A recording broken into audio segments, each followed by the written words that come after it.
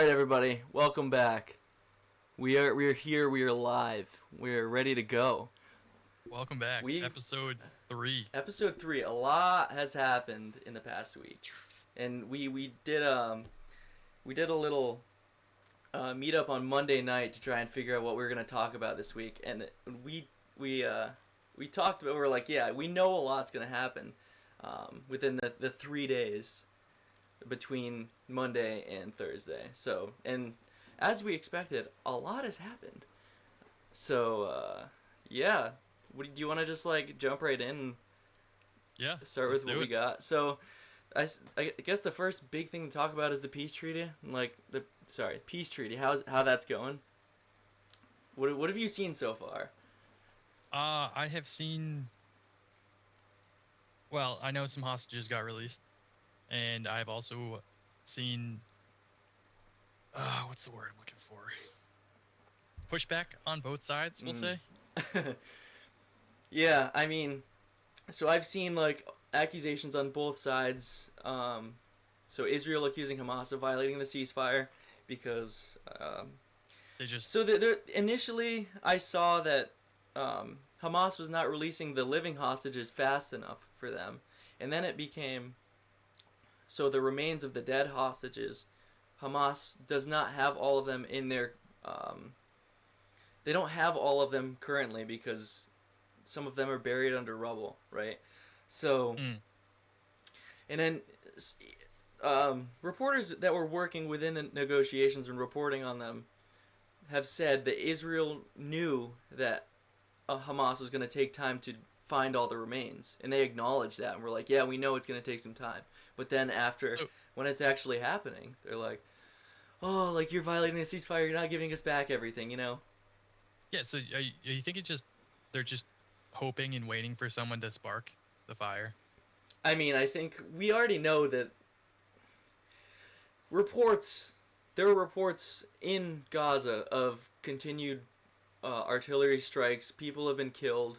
I mean, so Hmm. I think the first important thing to talk about is the Hamas executions that are going crazy.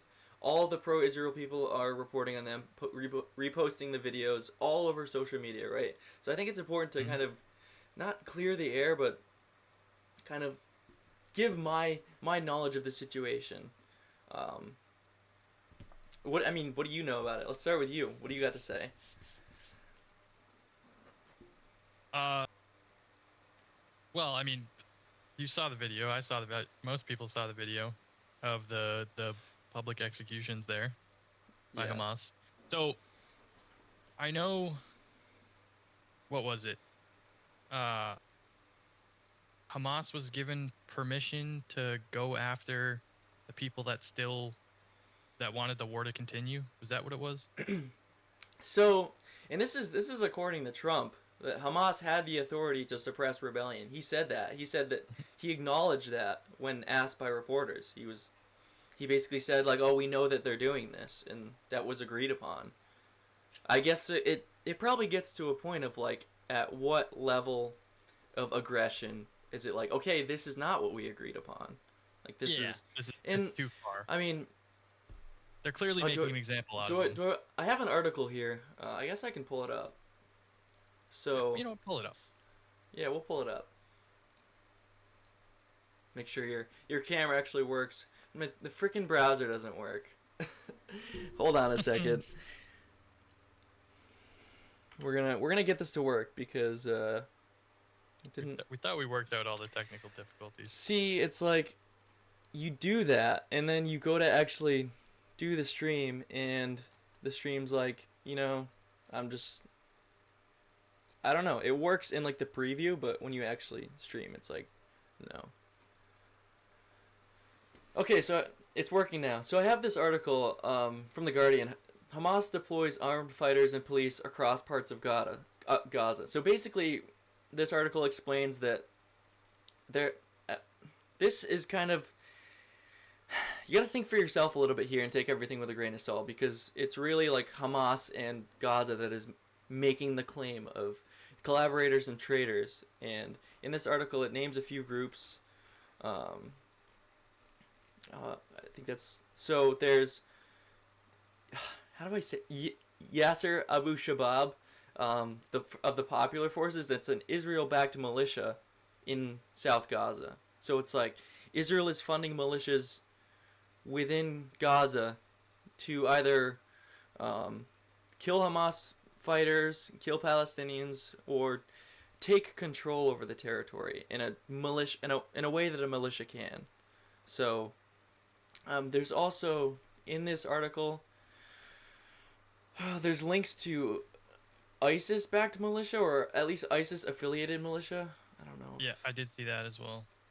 Um, it's a long article, so I'm really just like parsing through because I don't quite remember where it is. But and there are some like just as with any kind of third world country or territory, Palestine's not technically a country, so I guess it is what it is. But there's going to be rival gangs, and there's going to be a struggle for power by groups that want to rule over others, basically. And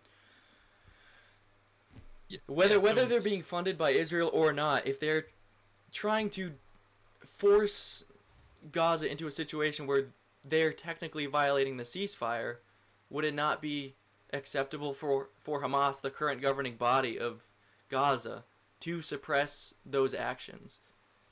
Sure, but let me play devil's advocate here, and I guess do you know for sure that all those people that the Hamas executed were part of this Israeli-backed militia?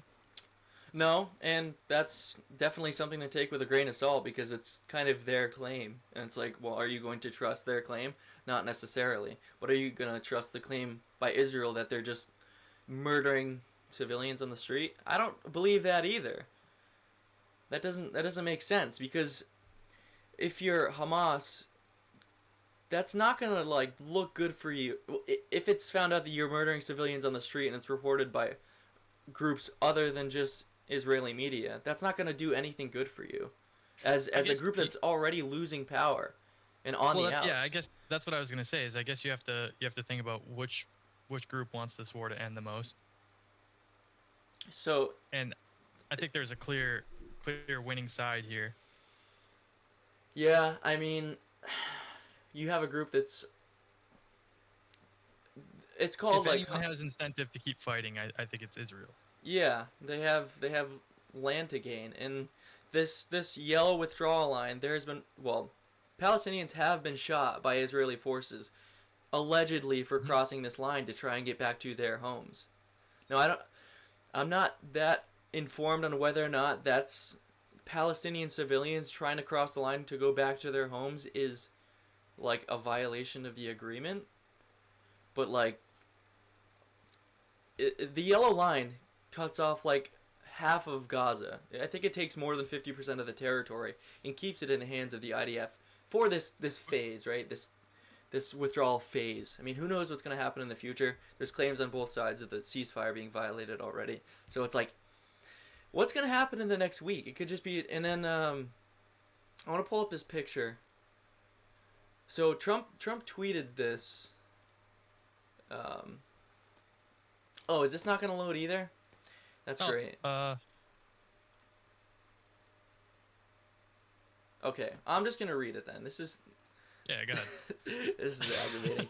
So Trump tweeted, "Quote: If Hamas continues to kill people in Gaza, which was not the deal, we will have no choice but to go in and kill them. Thank you for your attention to this matter." And we know that the United States was deploying 200 soldiers to Gaza to assist in peacekeeping operations and to assist with the transition to the later phases of the deal. So there's American like boots on the ground here. There's some irony here though. Because I mean, where was this energy when Israel was breaking the peace deal? Which they've done like virtually every time and blamed the other side. Yeah. And this deal, I will say, this deal is like very similar to the deal that was proposed earlier this year, and Israel didn't accept it. Like, and I urge everybody to do their own research if they're that curious on all the different deals. Don't just listen to what I'm saying, right? Not a professional. I've never been to Israel, you know, as most people have not, unless you're a member of the U.S. government, and you probably have been. But I have not been, so don't call me an expert. I also have not been. But that doesn't mean I can't have an opinion on the matter. And read a ton of stuff about what's going on over there from both sides. So yeah, I mean, I didn't start reading into it up until recently. I mean, I kind of I kept myself out of it in politics in general for a while. Yeah. And then something drove me back in it. And here we are. something on dragged Operation you back. Alpha, episode 3. Yeah. It's just crazy, man. I don't know. Like So how long, if you were to give an over/under on how long this is gonna last, or if it's gonna last at all? I mean, you giving it a few days? You giving it a week? Or are you giving it? I think it's gonna stick. Look, I don't want this to continue. Like, any sort of estimate that I'd give on what I think will happen does not mean that I want the war to continue. I don't want people to keep dying. That's it. People need to stop dying. But yeah, judging how the past few days have gone, I give it a week, maybe 2. I mean, allegedly Israel has already resumed their bombing campaign in northwestern Gaza in Khan Yunis. So, but I guess it's a matter of when it will be officially acknowledged, if the reports are true, that the ceasefire has been violated and Israel is resuming their campaign.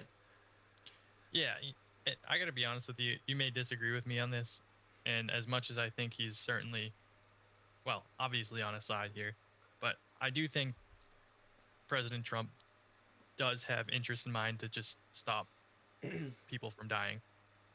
I do think he has he may have interests elsewhere, but I do think partially his interest is just ending the war. He said multiple times it happened, Russia, Ukraine, he just wants people to stop dying. Mm-hmm. And that was like, that was the quote you just gave. I wish you said it in a Trump voice, but I don't think my Trump voice is very good. I don't even want to know if I could try it. But I don't disagree with you. I think that Trump wants peace. It will only benefit him if peace is achieved. Continuing to support what Israel's doing, he's losing support on the right. He's already lost a lot of support. And, I mean, I think we should transition to, so I guess the first thing, right, is Trump receiving Israel's Presidential Medal of Freedom. I don't know if this is going to work. I'm going to try to do the browser screen again, but it's not going to. Well, we do have some comments while you're trying to pull this up. Okay. Someone said that we might need to invest in a producer, and another person said that they would do it, and that they have not been to Israel. That's great. Well, I mean, I'm not going to judge you whether or not you've been to Israel, but I'd love a producer. Although, we don't necessarily have the budget to pay anyone now. Okay, let's see if this works. You're going to get a 24-cent salary. Yeah. So, Herzog announced that President Trump will receive Israel's Presidential Medal of Honor. And I'd like to play a clip of part of his speech. And we're just going to do a kind of a live reaction, but I want to go back to the main cam first because I need to figure out where this is. Yeah, it worked, but I don't know if I have to reset it every time. Let's see if it works now. It just, I don't know, it resets every time.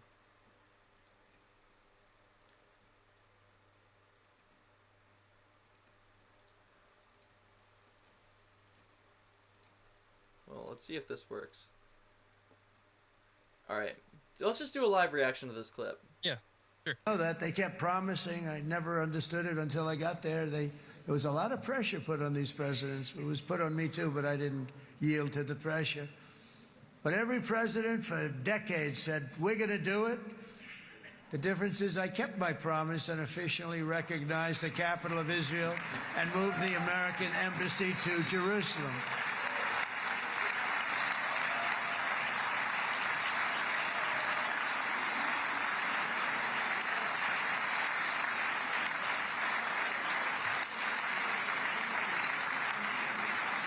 Isn't that right, Miriam?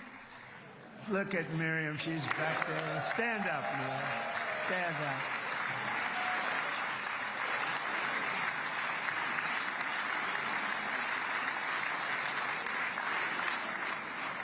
Miriam and Sheldon would come into the office. They'd call me. He'd call me. I think they had more trips to the White House than anybody else I could think of. Look at her sitting there so innocently. This is a donor, by the She's way, got an 60 Israeli billion in the donor. bank. 60 billion. And I think she's saying no more. And she loves Israel, but she loves it, and they would come in, and her think husband she's was a worried very about what he's gonna aggressive say? man, but I loved him. She should be. He was a very aggressive, very supportive of me. And he'd call up, can I come over and see you? I say, Sheldon, I'm the president of the United States. It doesn't work that way. He'd come in, we would do. But they were very responsible for so much, including getting me thinking about Golan Heights, which is probably one of the greatest things to ever happen to Israel.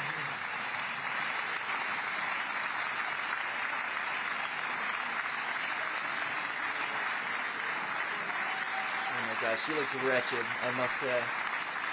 Miriam, stand up, please. She really is. I mean, she loves this country. It's just a little bit left I wanna get to.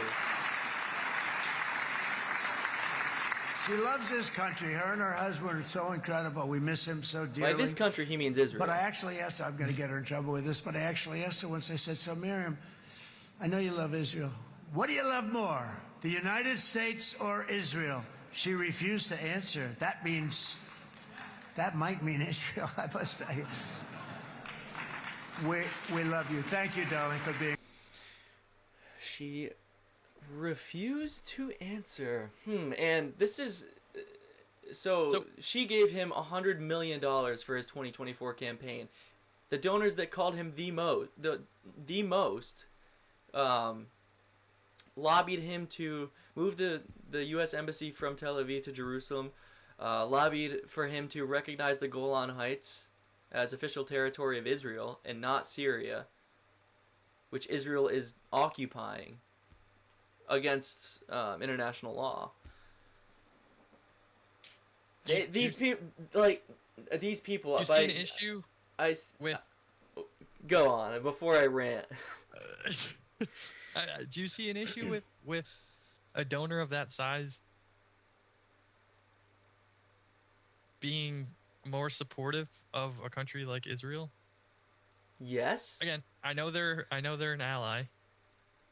Yeah, I mean, But there has to be some ulterior motive there. I think right? it would be a different story if she was like, I love the United States, like I am United States first. Although this country is in desperate need of some help, but that's not the case here. He asked her straight up, do you love Israel or America more? And she didn't answer. I think we both know what that means.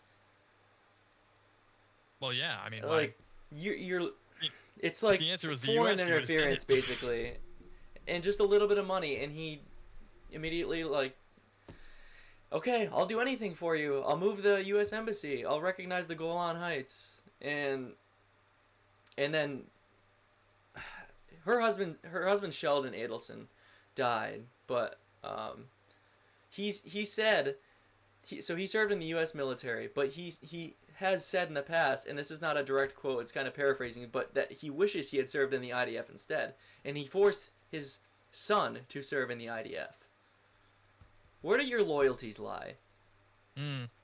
Your loyalties don't lie with the United States. I don't think you should have the right, unless you pledge your loyalty to the United States, to come in, lobby the president on behalf of a foreign nation, regardless of what foreign nation it is.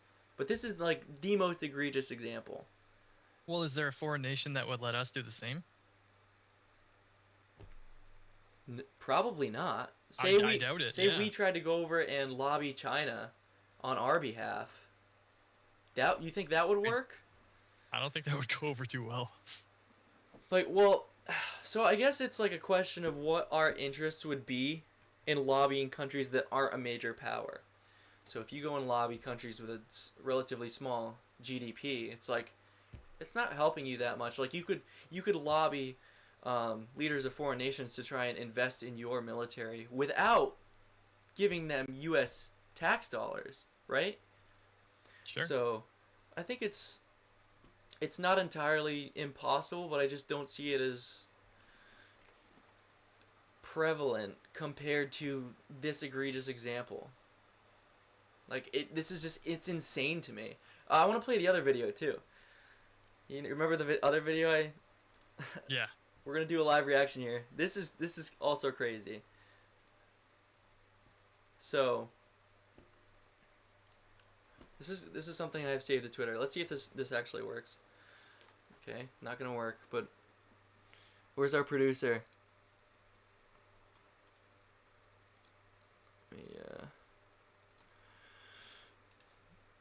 I don't know why it's not working.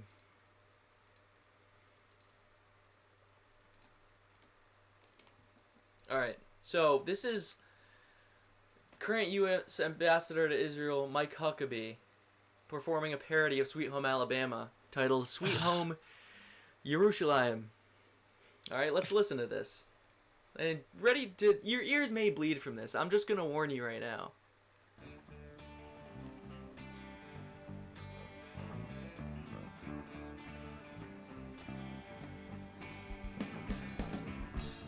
I don't know how much of this I can listen to, but I just wanted to show it.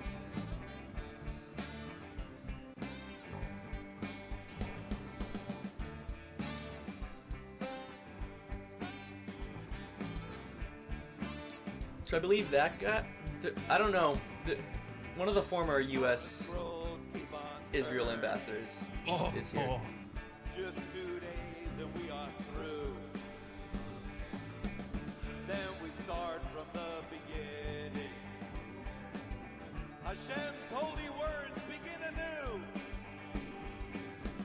We all have come to help Hatzalah, and we want to help it thrive. Based right here in God's holy city. Throughout this land, it's saving lives. I can't watch any more of this. I can't. I gotta shut this off. This may be a bigger disgrace than the lobbyists lobbying Trump to do what he's done in Israel with U.S. tax dollars. This is like a violation of Americanism. That may It's a have ruined disgrace. Sweet Home Alabama for me. Like, that's terrible. That is terrible. And that's the U.S. ambassador to Israel, Mike Huckabee. Well, he also said that the U.S. relationship with Israel is a marriage. And if you hate my wife, then you hate me too. Where do your loyalties lie? That sounds like disgraceful. Disgraceful. You know what that sounds like? That sounds like support Israel or else. You know? Yeah. It almost sounds like a threat. I don't know. Maybe I'm reading into it, but it's like, well, not necessarily a threat, but like if you don't support Israel, you must just hate Jewish people and be anti-Semitic. That's kind of the instant accusation. I don't hate Jewish people. Like it's so easy. It's so easy to say that, and it's so easy to say that, and then it makes it hard to have your own opinions. But when you do stuff like this as a country, and there's a U.S. ambassador to your country taking part in this, that makes people hate you, and rightfully so. Because that is completely anti-American. I will die on that hill. Sweet Home Alabama, that's like sacred. You should not. It's one of the most American songs out there. Yeah, like, I don't know, man. I remember, I don't know when I saw that. I think it was yesterday. That pissed me off. Well, What else did we have on? Anything else? I just added something because we forgot it, and I think that's a pretty important. Oh yeah, topic no, to I talk definitely about. wanted to talk about that. So the Qatar Air Force Base. I know that's something that was kind of like last week's news. Um, so I'm gonna pull up an article here, see if it loads first try. That would be nice, right? Well, maybe I'll try and do it so it does load first try. Um,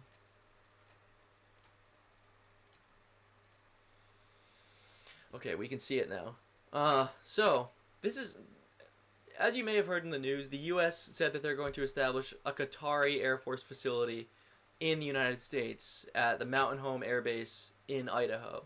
Um, so I'm just gonna preface my thoughts with I don't like this. I wouldn't like this no matter what nation it was. I don't know what you think about it. I think this is bad. Oh, absolutely. I don't think there's any foreign nation that I'd be okay with having a base in the U.S. And yeah, I know they keep saying, well, it's not a Qatar base. Still a U.S. base. We're just training, Qatar pilots. Yeah, and I think And there's I think it's part in some fact important distinctions, but it's partly due to the fact that they've bought jets from us, yeah, I mean, which so I mean, I think there's sort of a conflict of interest there. So let's just read a little bit of this. So the facility being built at Mountain Home Air Base in Idaho isn't a separate base. It's a group of buildings that will be built to handle training and maintenance for Qatari troops. And the agreement has been in the works for years. And so they're going to be training on the F-15QA, which is a Qatar.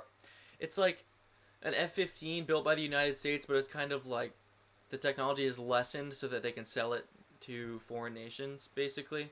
It's kind of just something that the United States does with all of its allies. So the F-15QA is what they're going to train on. So, and this isn't necessarily a new thing. Joint trainings with foreign nations isn't necessarily a new thing, but I just want it all to stop. Well, hold on. On that topic, I, there are instances of it going very poorly. Training the 9/11 hijackers on U.S. soil. Not that that was the military, but that they took flight training in Florida, Yeah, and there was the also, CIA knew about it. and I apologize for not knowing the specifics, but there was also another instance where a group of people who were not from the U.S. opened fire on a bunch of U.S. military. Really? I can't remember. Yeah,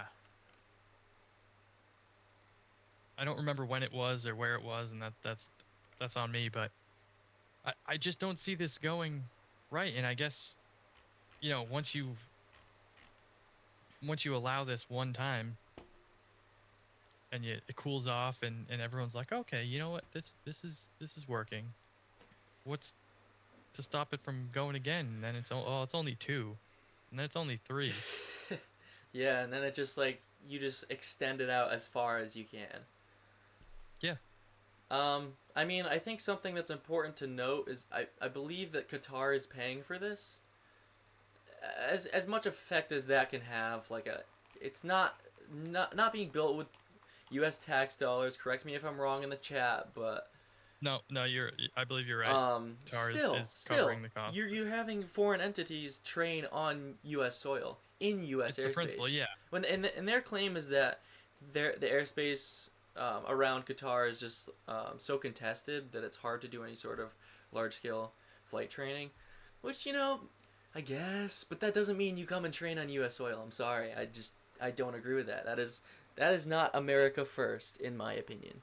And that's what I would consider myself as an America first person. So, yeah. Agreed. There's not too much to say on that.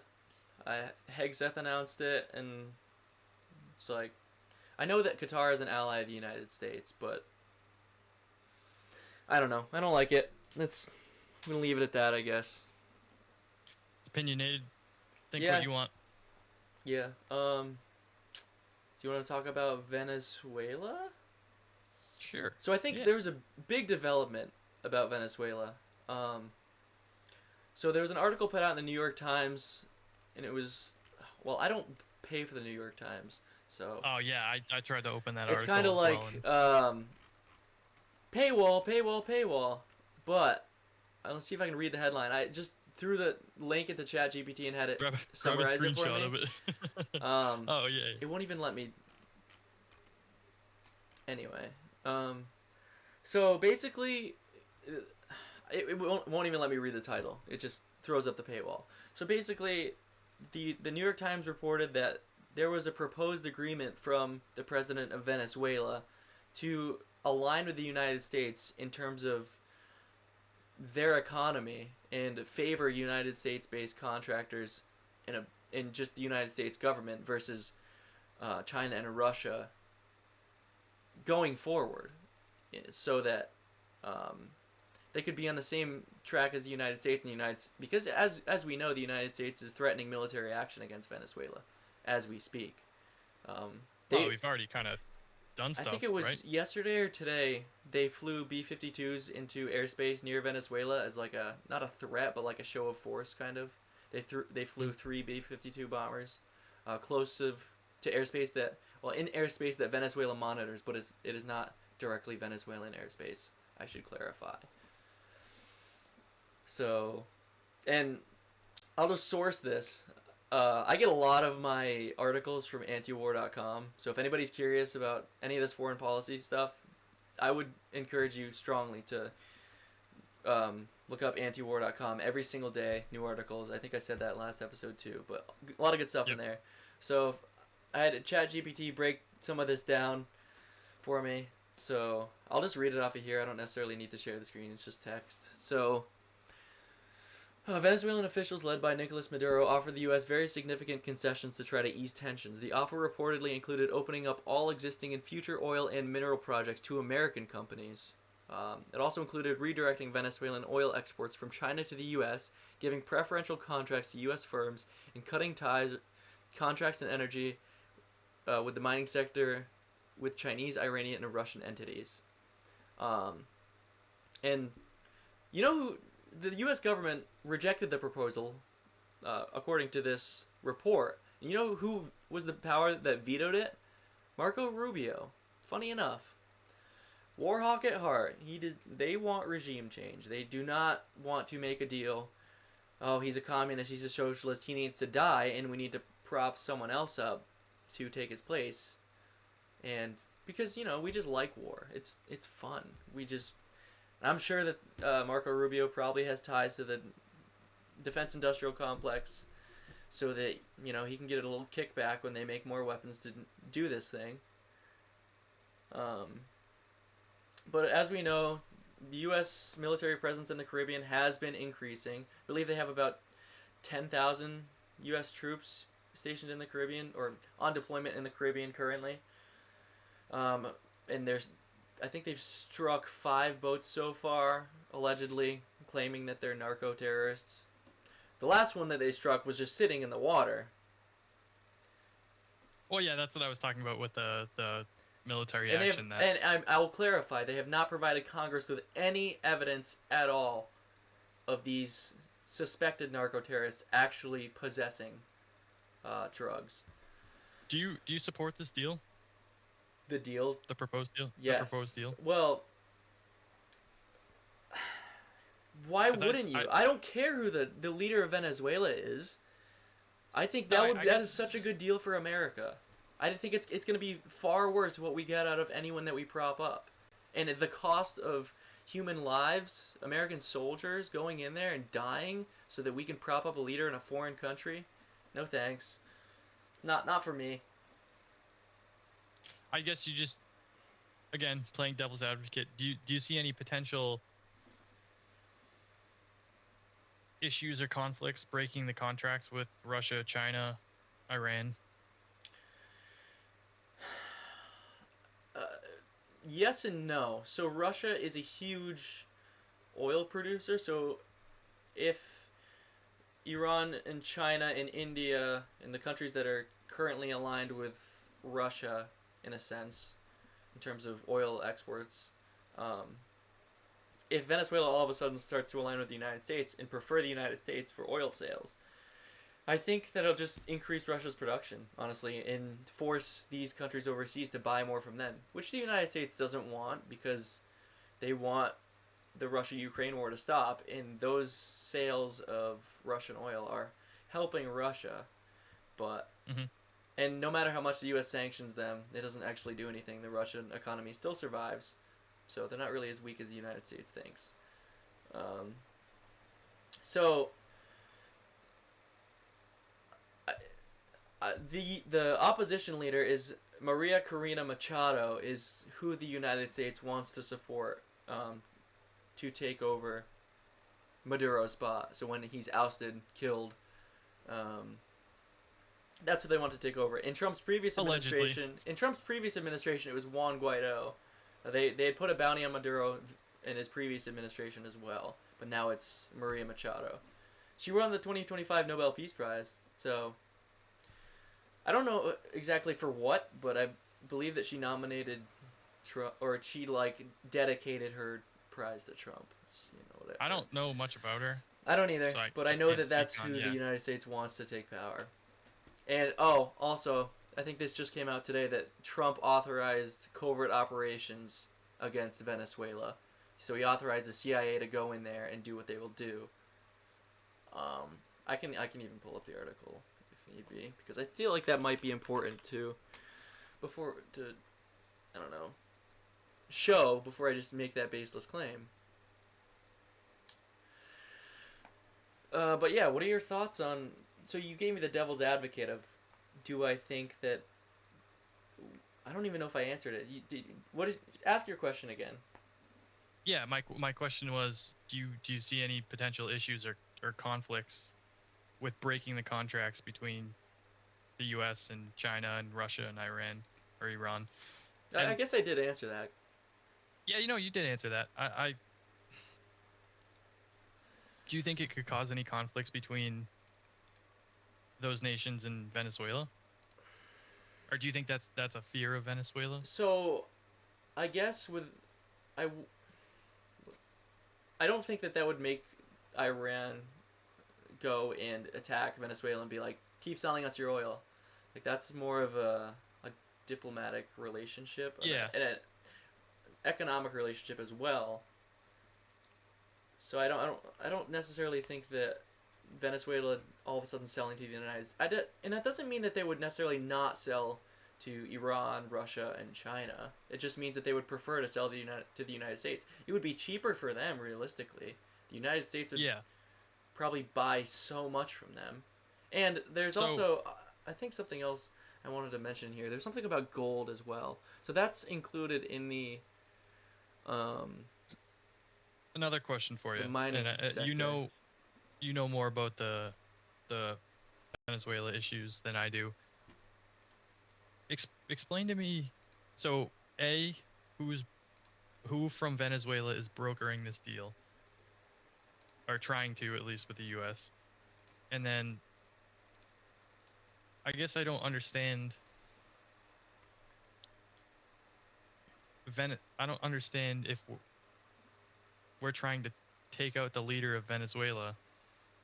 Why are they trying to make us this seemingly too good to be true deal? Well, so my take on it, and this article reports that it was Venezuelan officials led by the president, Nicolas Maduro. So if I'm in his shoes, I don't want to get killed by the United States government. I will Okay, do so you pretty think much it's anything to ease tensions and also remain president. Yeah, I guess that's what. Okay, so that's kind of what I was getting at. Yeah. So I have this article up. Let's see if this will actually work. You think that would be enough to stop What? us from? That I believe that the Removing- deal was $1.7 trillion in oil, gold, and minerals over 5 years. So I think that's entirely worth it. That's just a estimation, though. So, as you can see in this article, Trump authorized the CIA to conduct lethal covert action in Venezuela, whatever that may mean. And then he said, when considering attacks on Venezuelan territory, we are certainly looking at land now because we've got the sea very well under control. So he's directly saying that the United States military is considering that.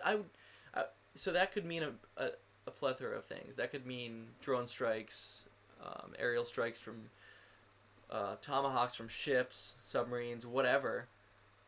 But that could also mean boots on the ground, which I don't think would be the first step in this conflict. I think it would be missile strikes or airstrikes, but that's crazy. That's Yeah. crazy to me, and that's not like that's on par with the CIA, honestly. But I still think this Listen, is man. insane. One war ends, another one starts. But it's like Trump's making this claim that he was deserving of the Nobel Peace Prize, and he stopped all these wars. Why are you trying to start another one? For what reason? Like, I don't think there's a good enough reason to start a war with Venezuela. Does this help? How does this help Americans? That deal that they allegedly proposed would directly help Americans. That's a direct influx of money, basically, and goods and riches into the United States And economy. oil prices probably dropping. Yeah. So, I guess I don't know. and I don't think that you're gonna get. So the Maria Machado, who they're trying to prop up to be the next in line if they end up killing Maduro or ousting him, I don't. She could just be, hyping up the United States because she's the one who wants power, and then she gets in power, and she could just be like, I don't really want to make a good deal. I'm just not going to be a socialist and a communist. I'll just be a better president for the Venezuelans. I guess you gotta hope that Trump has other interests in mind, or maybe he's seeing something that we're not. Yeah, that's entirely possible. I'm not seeing comments on the stream. Are you seeing comments? Yeah, I see comments. Okay, mine was So- just frozen. Okay. We got a few new ones. Our Can hire greatest me for ally, but they IT. love- How much? What's your rate? We told you 24-cent salary. Yeah, I mean, I would love a producer, but we don't really. I mean, we don't even have a studio. We're just, We'll get there.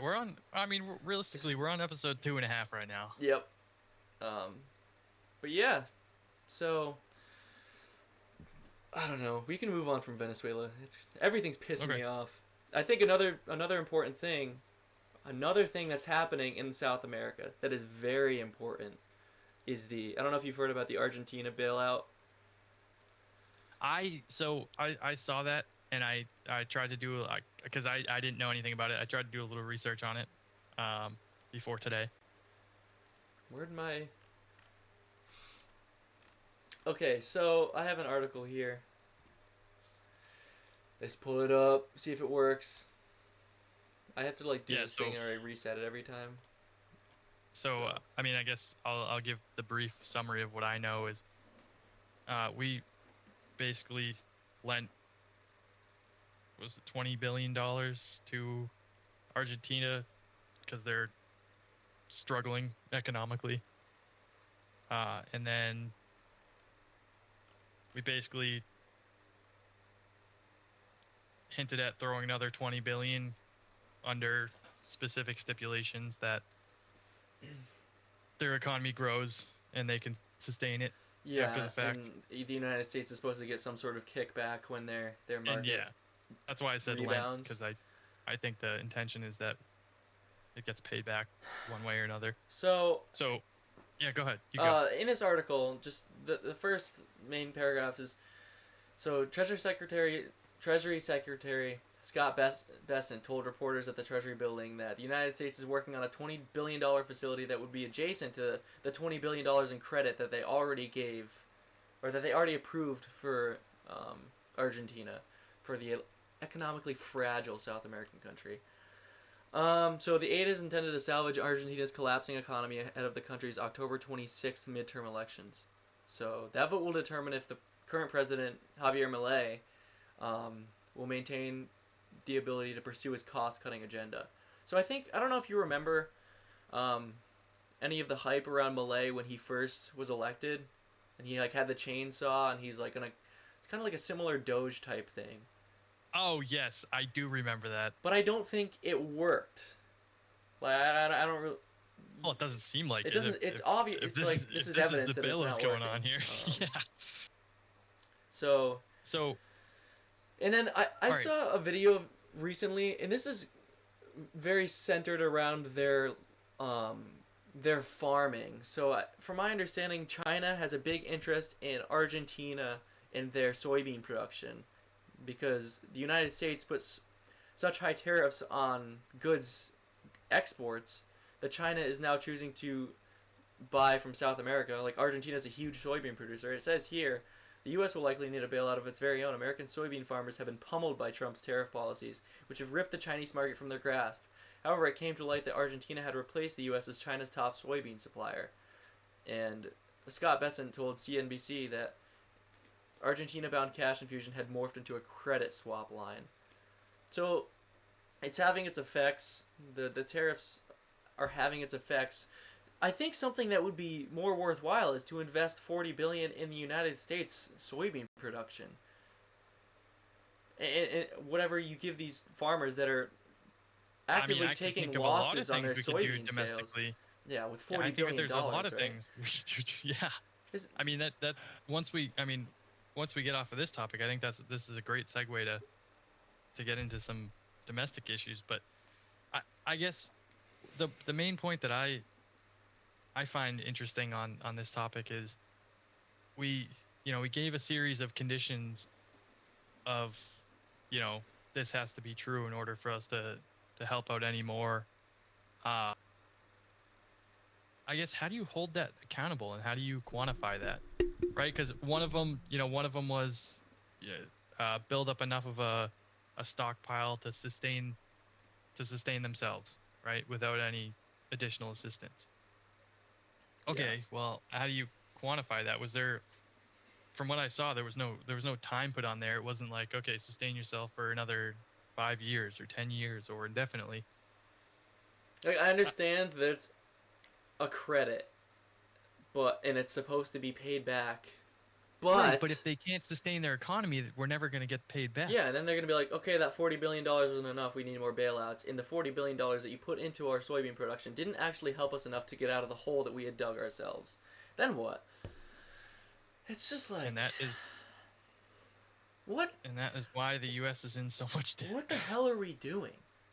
Like, is this winning? Is this winning? We're being gaslit every single day. We need to stop giving so much money. We need to stop giving so much money to countries other than ourselves. That's really the main takeaway from this is we need to invest money that we're giving to foreign nations into our own economy. We're not winning. Like, we're gaslit every single day. And as someone who voted for Trump, I expected that the economy would get better.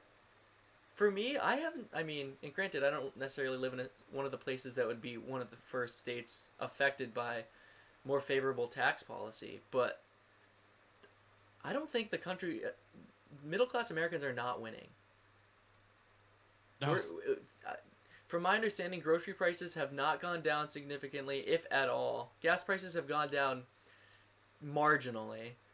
Home prices have gone up. That's entirely dependent on where you are. Yeah, the housing market's terrible. I mean, and we're told every day, right, that we're doing better than ever. The country is doing better than ever. There it is. I was waiting for it. It's not necessarily. And he said it when he gave Charlie Kirk's wife the Presidential Medal of Freedom for Charlie Kirk. We're doing better than ever. Charlie knew it. Charlie knew that we're gonna do better than ever. Are we? I don't think we're doing worse. Are we doing? Yeah, I don't think we're doing worse. I just haven't noticed an improvement on my day-to-day life. Building off what you said, after the last 4 years of Biden, what we expected in terms of economic changes in the first year of Trump, I expected them to be drastic. Mm-hmm. I don't want you to be sending $40 billion to a foreign nation to support their soybean production. I don't want you to be sending $35 billion to Israel to kill civilians. And then I think that in part goes back. Oh, we're gonna get on the topic of Israel again, but continue. Well, no. I know this is. I think that in part goes back to what we said on, the first or second episode, and it was just our expectations. Well, I guess I can't speak for you, but I think you'll agree that my expectations in this presidency were really high and probably too high. And maybe this is just about giving President Trump more time. I mean, it's been, what, 9 months? 10 months? No. Mm-hmm. Yeah, almost, under a year.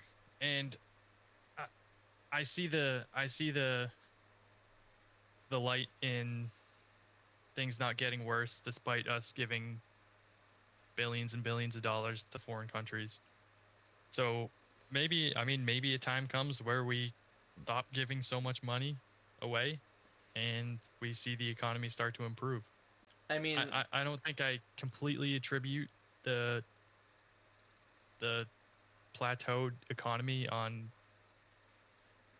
giving money to foreign countries. I think that plays a big part in it. yeah, it's definitely But not I mean, everything. we get rid of that. I mean, we added Maybe we $200 see billion improvement. to the defense budget in the last year. For I Yeah, believe it was where's the that Golden going? Dome. I think that's was the reasoning behind the drastic increase. Yeah, show me the receipts.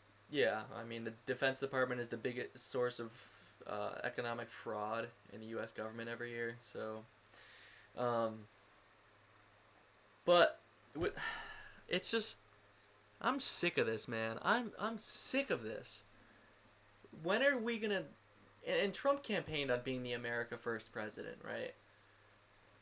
I mean, so I guess it's like with what you typically get with Democrats is just really clamping down and focusing on the social policies, right? And with the Republicans, it's typically like kind of pushing back against the social policies, but also this is like typical GOP Republican is like establishing better economic policy is one of the things that Republicans typically do when in office, and also make the claim of shrinking the size of government, which they've kind of stopped saying because it's not happening.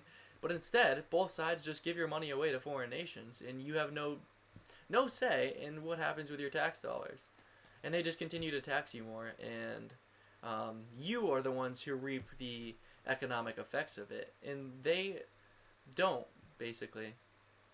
And what are you going to do? Not pay your taxes? We know. Yeah, if you don't pay your taxes, you go to jail, right? But if the government doesn't pay their Yeah. pay off the debt, they're just like, oh, just push it to next year. Just add it on, stack it on. Yeah. Um, I feel like I had another clip to show. So another thing that you brought up was the indictment of John Bolton. Yeah, I can kind of introduce this here. So this came out not long before we started this episode, and former national security advisor got caught leaking information to two unnamed individuals, as well as storing something like documents of, what was it, like 40 separate accounts Hold of. on, I have it pulled up. I hope they don't paywall me. Oh, okay. I I don't think they'll get paywall here, but this is yeah, a video. I mean I just read multiple instances of potential attacks on the U.S. and foreign soil, potential attacks on the U.S. on U.S. soil, and he was just storing these like in his basement, and they were classified as, they were top secret documents.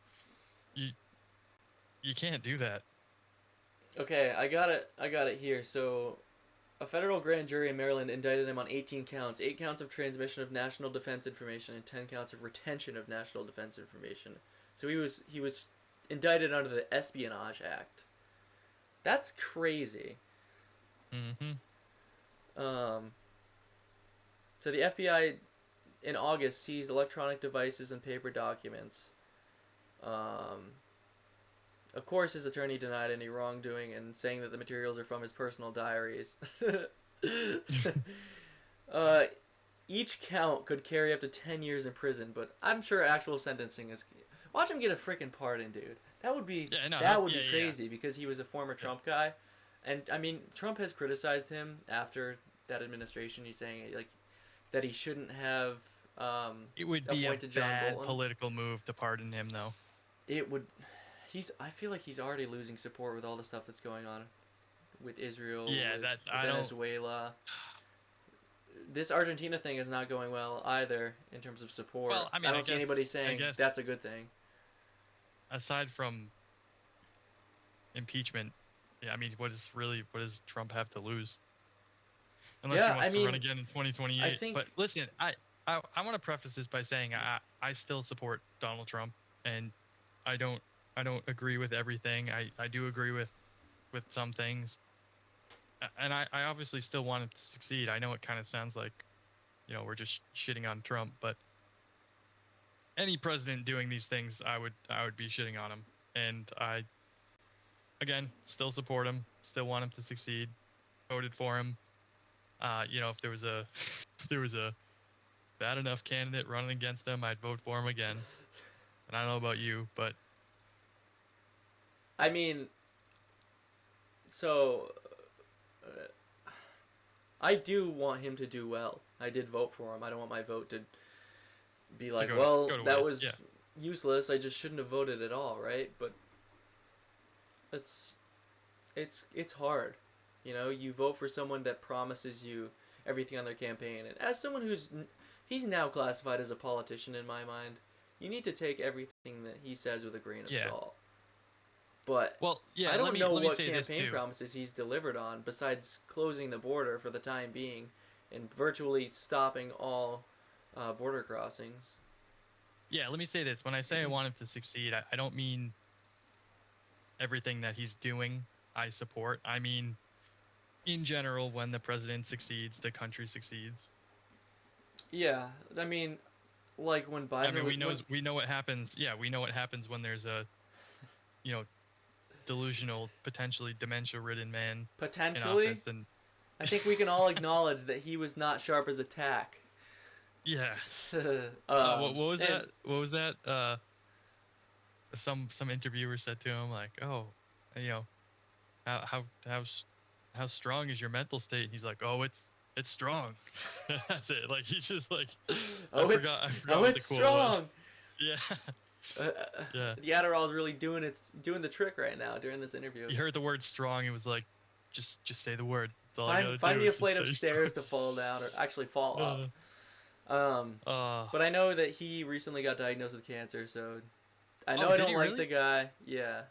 I think it was. Like Yeah. a month No. or two No. ago. I mean, I But didn't like. him I as hope that he president, makes but- it through that, and I don't. Yeah, I always said I that. wish the best for him, despite all of my disagreements with him. And even when he was president, I was hoping that he would do well and not fail as a Yeah. president, because wouldn't wish that on anyone. I always said that I felt bad for him in office, and I kind of just wished he was lounging on the beach enjoying Yeah, I mean, it always just, being a person. You know? it always felt like his party was just using him basically to do what they wanted to do. That's just like, he should have been retired. It's wrong. Yeah. I mean, it's wrong. granted, he was a scumbag politician his entire life. That didn't exactly do anything that bettered the United States, but I think he should have probably been enjoying retirement instead of, running the country. yeah. Sure. Yeah. That's just my take on it, though. What do I know?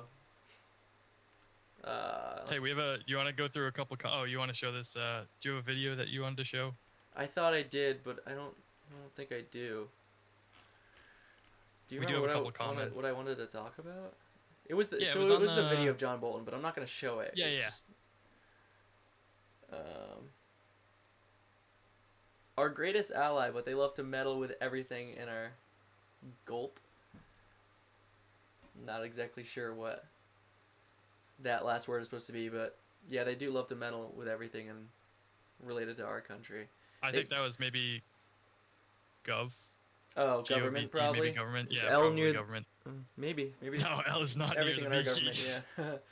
Yeah. I would love for the economy to bounce back with the groceries, gas, and housing prices. Yeah, I mean, I just looked it up. So the average first-time home buying age has gone up from 35 to 38 in the past 2 years. and it's only gonna keep increasing at this rate. Like I don't foresee that going down anytime soon. Like Do our you see yourself generation being simply able to can't buy a house afford. anytime soon? No, Yeah. no, not unless this podcast somehow takes off, which I'm not banking on. I'm doing Come this because on. it's fun. You know, Have a little confidence. I think getting the information out there, and if we can even challenge one person's point of view, I think that's considered a success, and kind of make them think about things a little bit harder. Like if you're watching this and you basically watch mainstream media every day, which the chances are decreasing, and the number of people who actually watch that are lower and lower every day. But just Yeah, we're open think to about debate. things. Anyone in the comments. I mean, I can't say we're gonna win or or that we'll have insightful thoughts on Since it, we're but streaming on Rumble, I don't know how many people would actually disagree with yeah, us. I think you might find that's people true. on That's the true. Israel side of things, because that's like one of the things that the right is split on, support for Israel or not. That's one of the big questions. I was split for a while. I mean, yeah, I used to be on the other side. Not ashamed to admit it. I was on that other side though because I was uninformed. So, if that means anything. I mean, 10 minutes on Google can likely change your mind on that. Yeah, and I guess like just kind of strongman the pro-Israel position is that it's like they're our strongest ally in the Middle East to suppress any terror cells or conflicts in the region that oppose U.S. interests. I don't know if that's I mean, a good just argument or not, but blindly supporting a country because they're an ally and not being able to see any wrong they're doing is a tough look. yeah. It's just in the amount of lobbying that you have, because for whatever reason, the American billionaires that are lobbying, like pro-Israel lobbyists, who are like more often than not um, are Jewish. There's nothing against them, right? But it seems like they have some sort of inherent, and it's not like an unreasonable. They believe that they have a tie directly to the Holy Land because of their genetics, their ethnicity, or their religion. If they're not ethnically Jewish, and for that reason, it seems like they're more prone to lobby on behalf of Israel because they believe that the Holy Land is their priority, right? And they put like their religion above all else, even if they're an American citizen. Yep. But I think that's the nation of Israel and the kingdom of Israel are not the same thing. And however you want to misinterpret the scripture to fit your narrative, into push through aggressive military action against a captive population, the Palestinians, like I don't support that. Maybe you would have got me with the all Muslims are terrorists things a couple years ago, but since I have actually done research and kind of opened my eyes to things, I'm a lot more sympathetic to Yeah, that's a naive thought. the people that have been under military occupation basically since their inception. If you want to say the occupation started in 1967, I'd kind of agree with that after their 6-Day War. But I think I was doing some research on this. So I think we talked a little bit about the West Bank last week, but I was looking up statistics on violence in the West Bank by extremist Israeli settlers in the past year. There's been almost 1,500 attacks of settlers against Palestinians in the past year, and there's been just over 1,000 Palestinian civilians in the West Bank that have been killed by settlers and militia groups since October 7th, 2023, in the West Bank. Having nothing to do with Gaza besides also being Palestinians. You somehow predicted we would get back to Israel. I don't know if this is actually what I wanted to talk about, but I think this is important. Like, you don't really see this in the news. You hear the West Bank and it's like, oh, that's a part of Israel, right? No, Israel claims that it's part of their country. Under international law, any settlements that Israel builds in the West Bank are illegal. Um, Currently 700,000, or it's like between 6 and 700,000 Israeli settlers live in the West Bank. That's what, like 8% of their population, I think. Hmm. So that's a large amount of their population. I mean, it's a minority of their population, but it's a lot of people Yeah. that are living in territory that illegally and perpetrating violence against innocent civilians. You could just talk about it all day long. Like it's just never ending, honestly. I don't want Uh, to just like clickbait, oh, anti-Israel, blah blah blah. Like that's not the whole point of this show. But I think it's a our, big topic of this show discussion right is now. yeah, this show is discussing in our opinions on current events, and it Yeah. just happens that the arguably biggest current event right now is going on between Israel and Yep. Palestine, or Israel I and want to see if Gaza. there's anything Hamas, you know. else.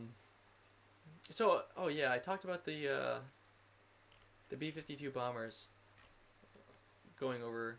So, I just want to talk a little bit more about that. So, 3 B-52 bombers flew over the Caribbean near the coast of Venezuela with the call signs Bunny 1, Bunny 2, and Bunny 3.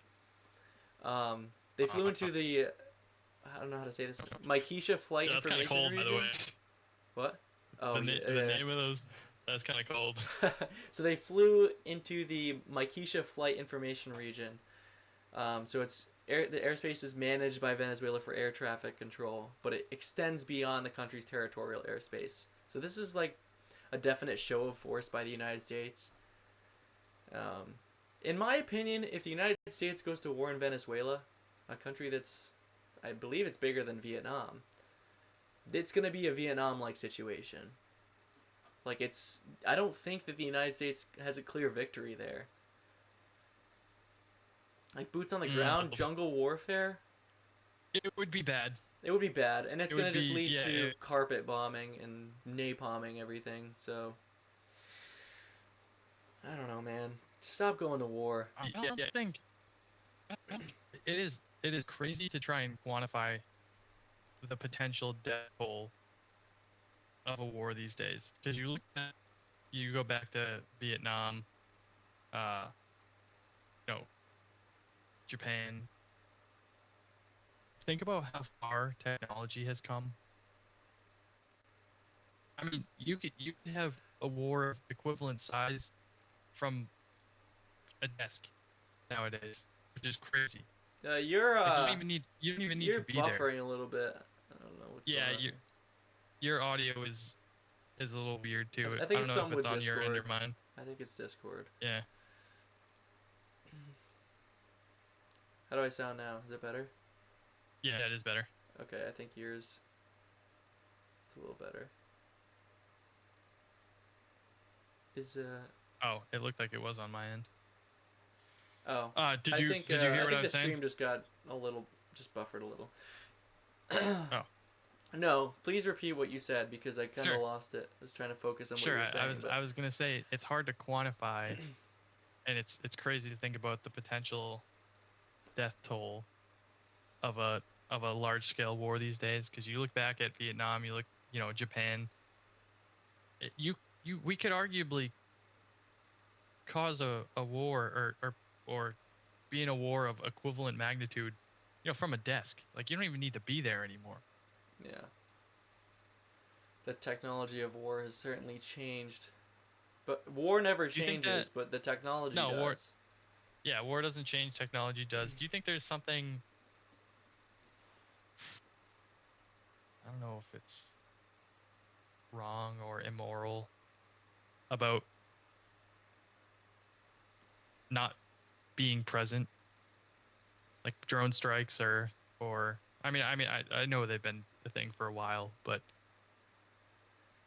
So it's a terrible way to put it. But I was gonna say it's somewhat impersonal, which is like not a great not a great way to put it. But I think this is a good topic of conversation because I remember the first time I saw one of those videos out of it was either Russia or Ukraine because both sides are engaging in extremely high levels of small drone warfare. And seeing one of those videos of the truck being chased by the drone with a bomb attached to it has got to be one of the most horrifying things. Mm-hmm. Or, like the infrared videos of the drone flying over the guy who's sleeping and dropping a grenade on him and watching him explode. That is horrifying. Yeah. And I don't know if that constitutes as a war crime, but that's awful. It almost like removes some sort of like desensitizes Humility. warfare. It really games warfare. So if you're a drone operator and you're just flying drones into cars, it's basically like Call of Duty. Like what sort of You don't feel repercussions? I don't know if you would you feel can't it the feel same. the same way.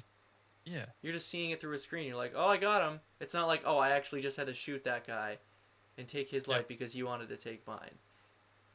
So that's I don't think Well, that drone warfare I think is you just hit okay. the nail on the head there. You really just hit the nail on the head there. Is war used to be, I need to kill you or you're gonna kill me. I mean, war is typically a life or death scenario. But when Mhm. you're thousands of miles away in a lockdown facility protected by, you know, thousands of people and you're just, you got headphones on and you're rocking a joystick from a command center. Yeah. Your life's not at risk. Mhm. And I think so. Like this is just the state of war these days. Like it's just there's so much technology. Yeah, I guess Each side is gonna still be killing people, but it's gonna be um, like airstrikes and drone strikes more so than people shooting each other. yeah, I guess in a way, I mean, the playing field's somewhat leveled in the sense that It's the not majority of gun. so it's I guess this is an important this is a good segue back to Venezuela, or a good way to circle back, I should say, because Venezuela, Mhm. they're any sort of military force that they have, they're operating with ancient, virtually ancient Russian equipment Yeah, they're from the Cold War, underdeveloped relative basically, to.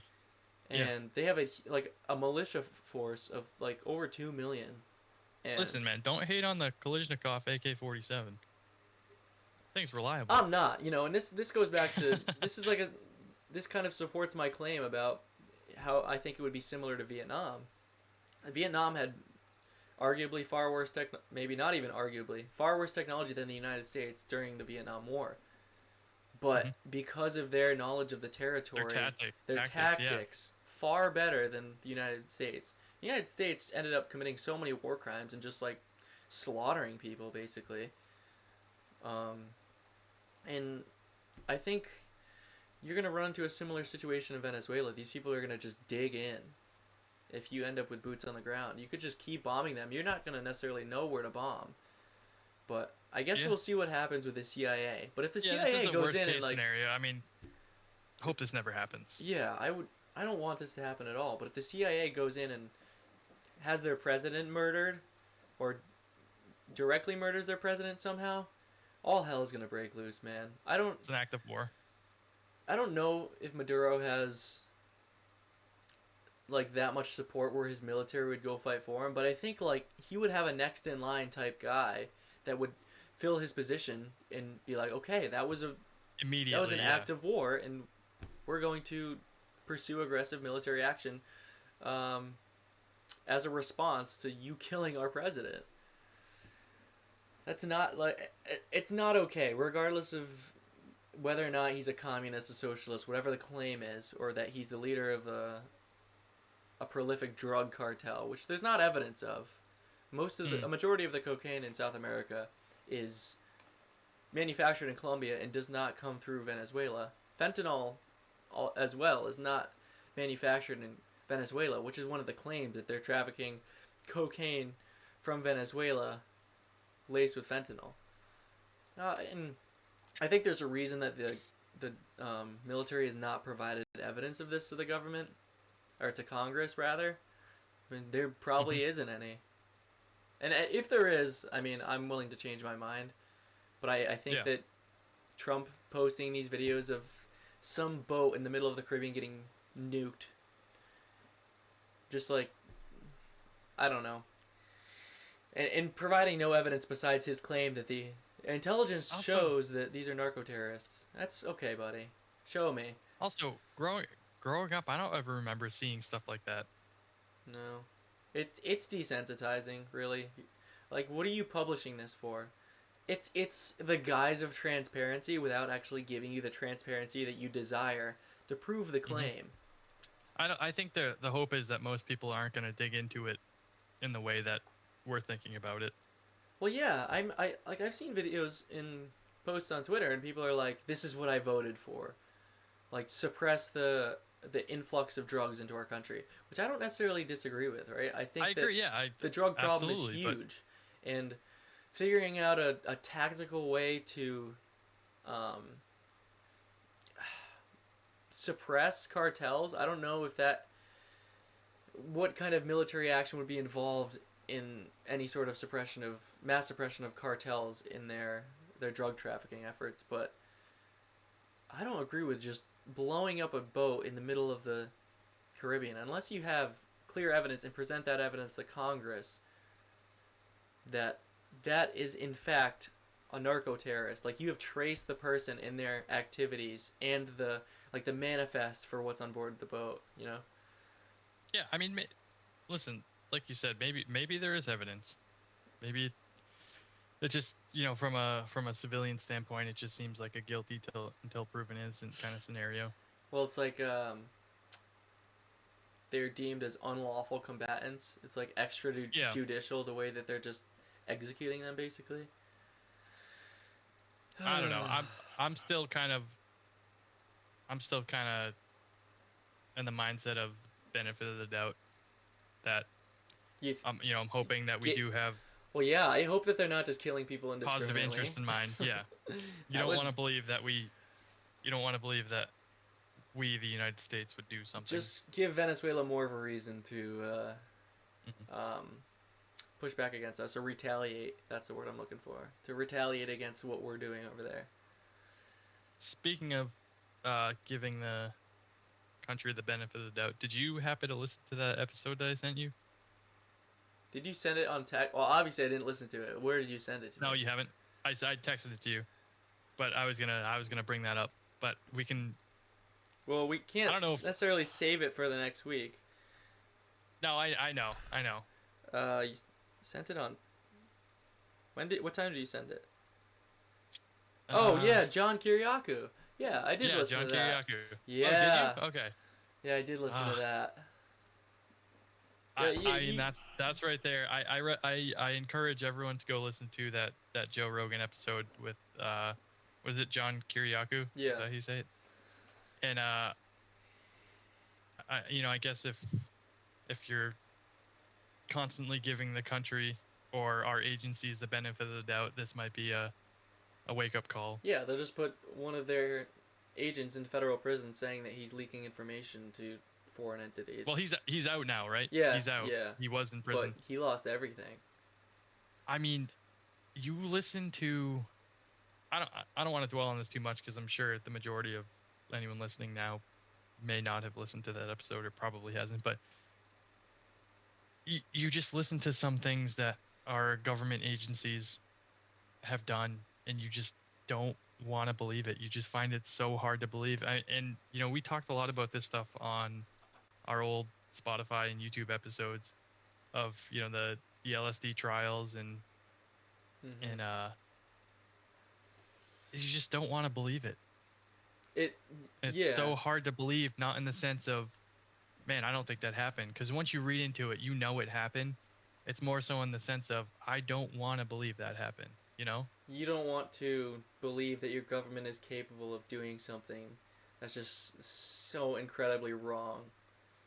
And even when, it came up in the Kiriakou episode of a lot of these tactics didn't work, and we knew they didn't work, and we still continued to do them. Yeah, the LSD trials basically. Well, I guess what's your criteria for working? Because the LSD trials made people like forget everything, forget their entire life, all of their past experiences and memories, and they were able to like create a different life basically for Identity. these Yeah, yeah, people yeah. and I guess identity and make them believe something that just didn't exist. sure that may have been an instance where it worked, But that's not really albeit working, right? That's immoral, like but that's yeah, yeah, terrible. yeah. But I was referring to the CIA's enhanced interrogation methods that he Oh, called it, yeah, yeah, which is just torture. yeah, and basically all the studies on the extreme methods of torture find that verbal persuasion is far more effective than any sort of physical torture. Yeah, here's the thing, you have a significantly greater chance of getting information out of a friend than you do an enemy, just in general, Yeah. right? And you know, to summarize, there, he goes on to say that the FBI with this particular captive, they would feed him, uh, keep him in good condition, give him a decent living space, and after a while, he would tell them, you know, whatever they wanted to know, and then the CIA would crawl in and take him back, and they'd waterboard him and they torture him, Yeah. and he'd lose his mind and not say a word. I I honestly think that some guys in the CIA just get off on that. Like they just enjoy the Well, torture. he John said something along the lines of, uh, it's something about revenge or vengeance takes over, in the sense that at some point you have to wonder if maybe these guys aren't doing it for information, but they're doing it purely as a punishment. Mm. So anyway, yeah, I guess we don't have to spend too much time on this topic, but I know, but it's kind of like a little bit more in the weeds than what we have been talking about, but I think it definitely is important. Um, I don't know. It's just like, what are there's you such a I balance know. I know that between. you're hoping to accomplish something by torturing a captive, but just the evidence isn't there to show that that actually does anything. Yeah, there's just such you have to come to a balance of trusting the government, having faith in the government, and knowing, unfortunately, what they are capable of. And I guess I say the government loosely. I really mean particular agencies within the government. You have to, do you think there's you hear the term deep state, but you think there's some higher higher power, domestic power Like than the president. than the well, you say the president, but obviously there's things that I mean, we know there's things the CIA knows that the president doesn't, but I don't know. I just feel like there's some subsection outside of the FBI, outside of the CIA, outside of the executive branch, that is just holds everything, that just knows everything. I'm You know? sure. I think there's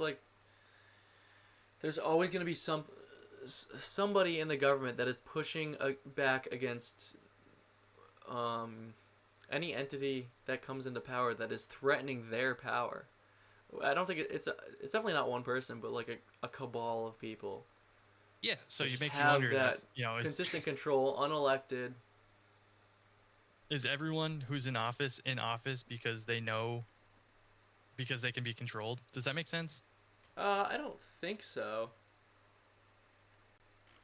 but Because I think it's easier to have someone in office that you can control. So if say you're this theoretical cabal and you have the option to support someone who you think is easier to control versus someone who's harder to control, you would push for support and maybe lobbying money for that person that you think you could sway a lot easier. Mhm. Um, What are your thoughts on sort of maybe off topic, but what are your thoughts on JD Vance? I don't think I'll be voting for him. Really? Yeah, I think at this point I probably just won't vote in the next election, Oh, come on. which Don't be sounds that. Don't be. awful, but Yeah, no, don't. You can't do that. You got to.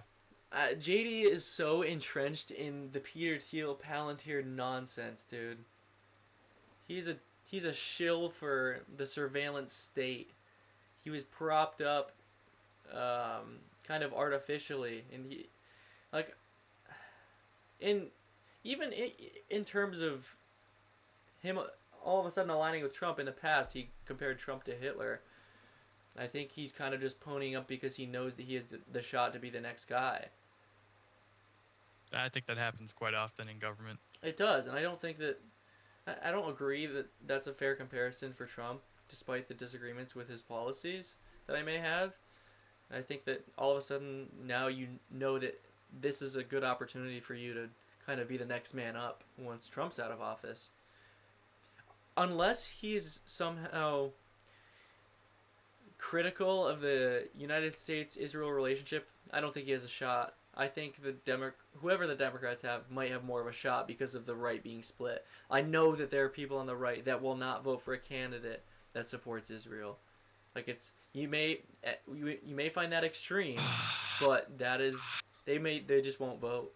It's not like they're gonna vote for a Democrat. They're just gonna not vote despite the Republicans because they feel that they need to feel the pain and to put America first for once. I somewhat think that we're less than a year in.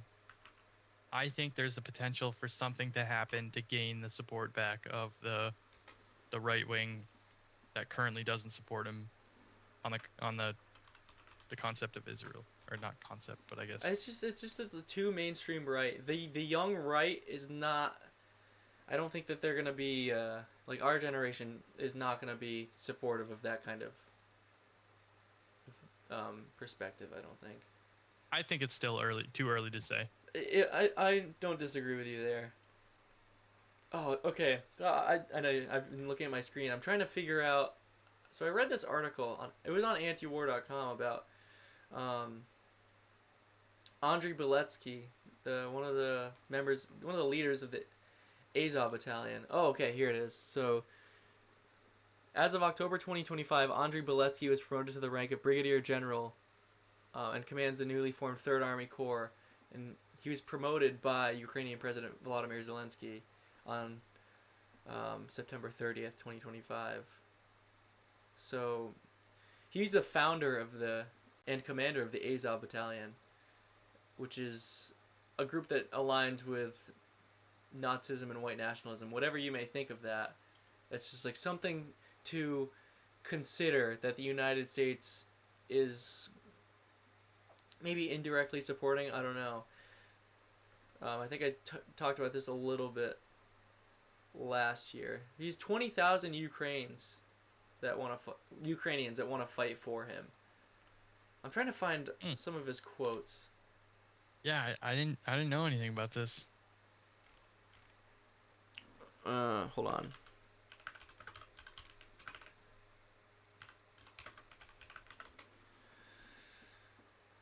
Anyone in the comments have anything to add? Yeah, anybody in the comments, feel free to ask questions. On any part of this episode. We're at episode? the point now where we're kind of just spitballing and. Yeah. So. We can. I think we originally intend on doing like hour-long episodes. Although last week was what, like 2 hours? Yeah, we did 2 hours. We're on an hour and a half now. I don't know what the sweet spot is. Yeah, I don't know. We can basically end whenever, but. Okay, so here's one of his comments. So, Beletsky declared in 2010 that the Ukrainian nation's mission was to lead the white races of the world in a final crusade against Semite-led Untermenschen, which are, in German, I guess it equates to subhumans. So, that is someone who is high-ranking in the Ukrainian military and that is fighting against the Russians. And one of the Russian claims, one of the reasons that the military claimed going to war in Ukraine is to suppress the increase in popularity in Nazi-aligned factions within Ukraine. And I think it was in 2014 when the United States supported the coup to oust Viktor Yanukovych, the former president of Ukraine. There was... I can't exactly remember what happened there, but I think the Azov Battalion at that time there was an uprising. I'm not going to speak too much about it, but there was an uprising and there was an opportunity for certain Western regions um, of Ukraine to join Russia, and Russia said no, we don't want them to join. I think there were some sort of elections that gave them the opportunity to vote on the citizens of these regions of eastern Ukraine, to vote on whether or not they wanted to join Russia, and I think they voted that they did, but Russia said no, we're not gonna take you in. Although these regions are largely Russian speaking, but there is definitely a nationalist presence in Ukraine, and the United States is supporting that. So, and I think it would probably be. And Andrei Beletsky is actually poised to be one of the next candidates for president of Ukraine probably after the war's over, because Zelensky canceled elections, and so when the war is over, Zelensky is gone. Like, there's not really much question about it. He's gone. So Beletsky could be one of the next guys in line. Do you think the United States is going to be okay with propping up this self-proclaimed white nationalist Nazi guy? I think it's going to be another regime change. Do you think this guy's better than the president of Venezuela in terms of U.S. perspective? No. So you call Putin a communist dictator. What is this guy? What is this guy going to be when he gets into power? If he gets into power, hypothetical, but he's one of the guys that could be next in line. He has a lot of support. Never-ending cycle. Oh, just another reason for the United States to go back to war, right? Wouldn't that be great? We got NATO buying weapons from us. Man, I just think the idea of the U.S. supporting the leader of every country is just unrealistic. It is. Like, you think you're gonna agree with a Middle Eastern leader who may want to impose Sharia law? Probably not. There was something I read about. This is good news. The Catholic Church in the Vatican, the Pope wants to, and I'm not Catholic, but I think this is just news, but kind of the state of the world, that he's creating like a prayer space for Muslims, I believe. I'm gonna look this up because I believe I saw this on Twitter. Read a comment saying, like Tyler said, I think that Trump will do something to gain respect back. I just don't know what that will be. I think the same thing. I mean, obviously I had said that, but I think it's too early in the current presidency to say that he lost all the support of. Yeah, I think we're at a point where it could be splitting mainly because of Israel. But I'm gonna switch to this browser screen. If you want to look at your I got it pulled up. The Vatican Library grants Muslim scholars a prayer room. So Muslim scholars visiting the Vatican Apostolic, I don't exactly know how to say that. The library are being accommodated with prayer spaces. Its vice prefect has confirmed. So he said in an interview with the Italian newspaper La Repubblica that Muslim academics had requested a small area in which to pray, and the library had agreed. Some Muslim scholars have asked us for a room with a carpet for praying, and we have given it to them. Granted, the Library of the Vatican is just like so many different books and probably a ton of religious archives. So, I mean, its collections include incredibly old Qurans alongside Hebrew, Ethiopian, Arabic, and Chinese works. We are a universal library. So, I'm not necessarily sure if this is a breach of like the Vatican's sacredness. Not that like I said, I'm not a Catholic, but I think this is world news. If there are any Catholics watching that have an opinion about this, feel free to comment. I'm baptized Catholic. And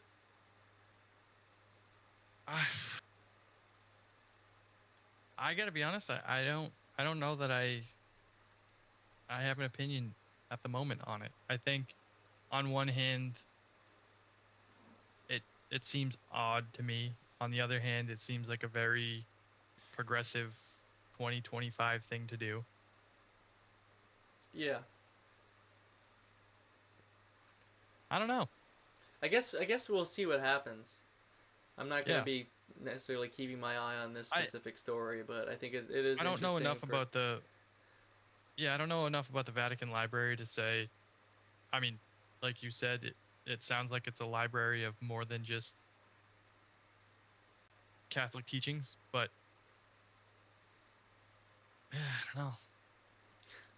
It's just I think it is a shift in the towards more progressive policies, Mm. inclusion.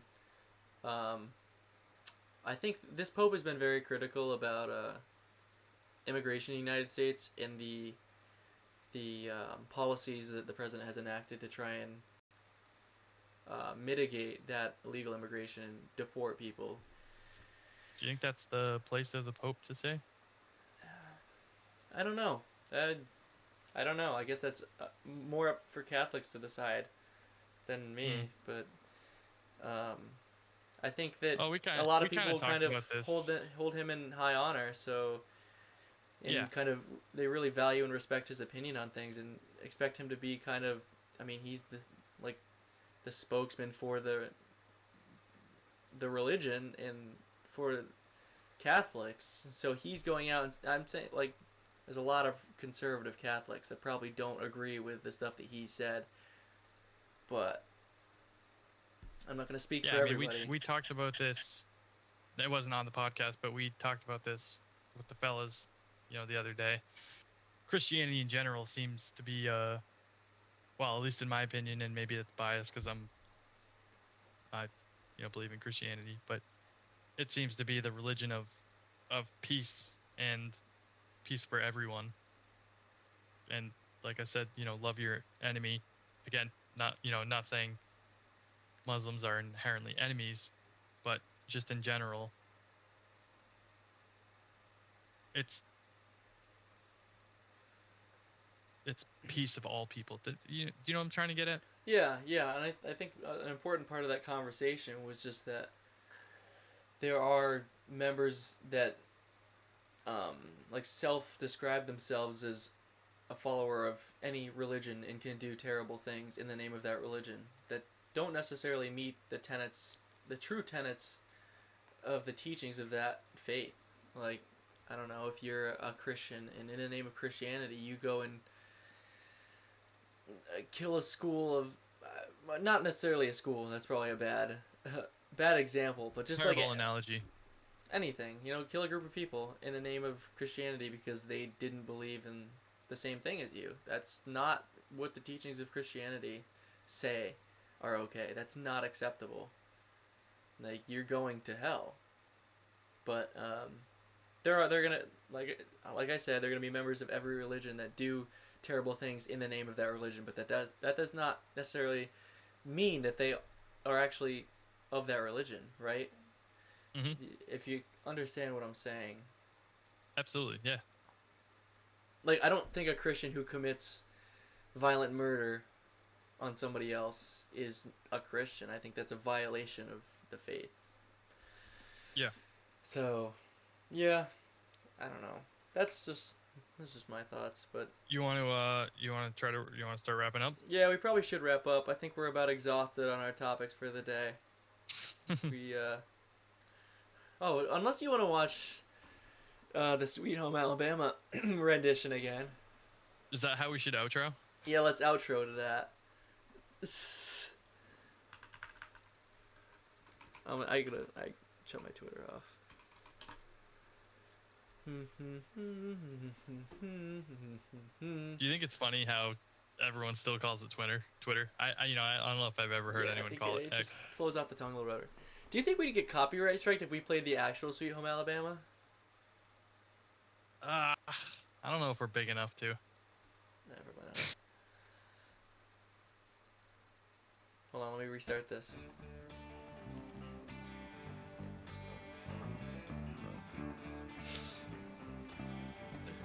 Hold on. I gotta.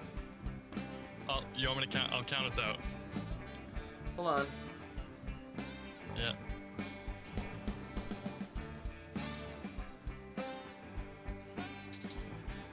This is terrible. This is so bad. We only ended up watching like what 30 seconds of it. Yeah. Scrolls keep on turning. All right, Maybe- everyone. Just 2 days and we This are is This is your final send off. This is what you get. This is your final send off. This is thank you all for tuning in. If this doesn't Make radicalize sure you, I you don't know come what back. will. holy word. Make sure you come back for more videos like this. I think this might be how we start and end every future episode. Yeah, we need to really rub this one in. I think Yeah, and we gotta let this one sit. this cannot go away. If we forget about this,